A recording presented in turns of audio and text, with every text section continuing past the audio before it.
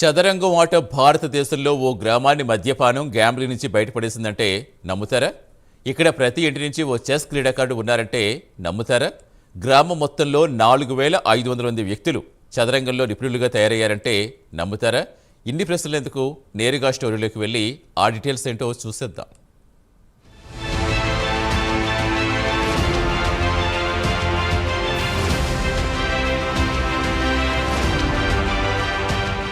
కేరళలోని మరోటిచల్ గ్రామానికి chess village of India అని పేరుంది. ఎందుకంటే ఇక్కడ మొత్తం జనాభా సంఖ్య 6000, వీరిలో 75% అంటే 4500 చదరంగం క్రీడలో అద్భుతమైన ప్రావీణ్యాన్ని సంపాదించారు. ఇక్కడ చదరంగం ఆటగాళ్ల సంఘం కూడా ఉంది. దాని పేరు మరోటిచల్ చెస్ అసోసియేషన్. త్రిశూర్ జిల్లాలోని వెస్టర్న్ ఘాట్స్లో ఉన్న ఈ గ్రామం 25 ఏళ్లుగా చదరంగానికి ప్రసిద్ధి చెందింది. కిరాణా షాపులు, బస్టాప్లు, చాయ్ దుకాణంలో కూడా చదరంగం బోర్డులు బిజీగా పావులు కదుపుతూ ఇక్కడి వారు కనిపిస్తారు.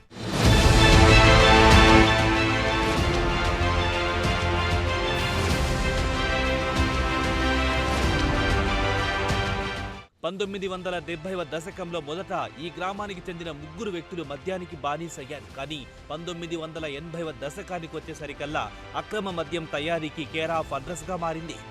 ఇక్కడి వారు మద్యం తాగడానికి పరిమితం కాలేదు. సొంతంగా మద్యాన్ని తయారు చేసి ఇతర గ్రామాల్లో అమ్మే స్థాయికి చేరిపోయారు. ఈ క్రమంలోనే జూదానికి కూడా గ్రామస్తులు బానిసయ్యారు. ఇది గ్రామంలోని మొత్తం కుటుంబాల పరిస్థితిని తలకిందులు చేసింది. వ్యవసాయాన్ని నమ్ముకున్న కుటుంబాలు తమ జీవనాధారాన్ని నిర్లక్ష్యం చేయడం మొదలెట్టాయి. దీంతో వ్యవసాయ ఆధారిత ఆదాయం తగ్గడం ప్రారంభమైంది.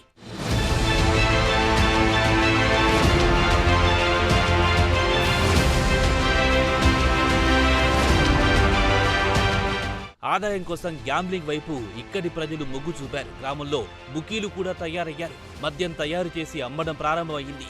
నిలకడలేని ఆదాయం, మద్యంపై ఆధారపడడంతో గ్రామంలోని ప్రజలు క్రమంగా పేదరికంలో కూరుకుపోవడం మొదలయ్యింది. చిన్న పిల్లలకి బట్టలు కూడా లేని పరిస్థితి వచ్చింది. ఇక తమ పరిస్థితి మారదాన్న నైరాశ్యంలో గ్రామస్తులు మునిగిపోయారు. సరిగ్గా ఇదే సమయంలో మావోయిస్టు ఉద్యమంలో ఉన్న ఉన్ని కృష్ణన్ అనే వ్యక్తి జనజీవనంలోకి వచ్చారు. గ్రామంలో ఓ టీ షాపు పెడదామని అనుకున్నారు. కానీ గ్రామంలో పరిస్థితి దారుణంగా తయారయ్యింది. పరిస్థితిని మార్చాలని ఉన్ని కృష్ణన్ డిసైడ్ అయ్యారు.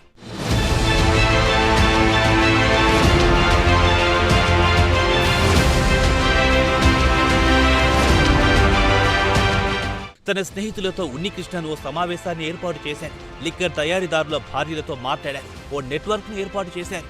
లిక్కర్ దందాన్ని మూసేయాలని, తమ ఇళ్లలో మగవారికి నచ్చజెప్పాలని కోరారు. అక్కడితో వారాగలేదు. అక్రమ మద్యం తయారు చేస్తున్న వారి ఇళ్లపై దాడులు మొదలెట్టారు. నిల్వ ఉంచిన మద్యాన్ని ధ్వంసం చేశారు. మద్యం తయారీ సామాగ్రి పనికి రాకుండా చేశారు. మద్యం తయారీదారులు కొన్ని సందర్భాలు తిరగబడి దాడులు కూడా చేశారు. కానీ మిగిలిన గ్రామస్తులు ఉన్ని కృష్ణన్ బృందానికి మద్దతు పలికారు. క్రమంగా పరిస్థితుల్లో మార్పు వచ్చింది.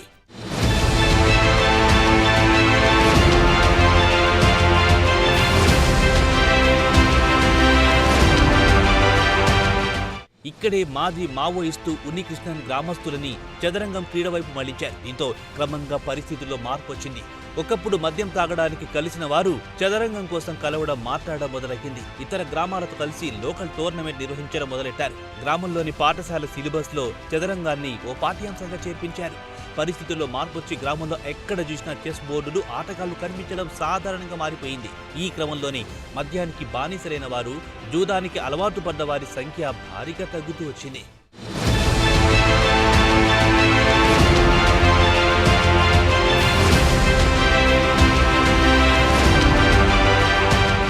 మాజీ మావోయిస్టు ఉన్ని కృష్ణన్ సొంతంగా గ్రామంలోని 1000 మందికి చెస్ ఆడడం నేర్పించారు. దీంతో జాతీయ, అంతర్జాతీయ పోటీలో మరోటిచల్ గ్రామస్తులు మెరవడం సాధారణమైపోయింది.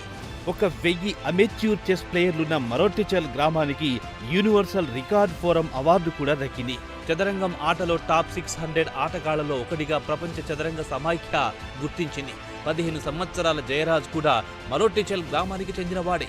ఏదో ఒక రోజు జయరాజ్ ప్రపంచ చదరంగ చరిత్రలో తనదైన స్థానాన్ని సాధిస్తాడని ఇక్కడి వారు బలంగా నమ్ముతున్నారు. మొత్తంగా ఓ క్రీడా మొత్తం గ్రామ భవిష్యత్తునే మార్చేయగలదని మరోటిచల్ నిరూపించింది.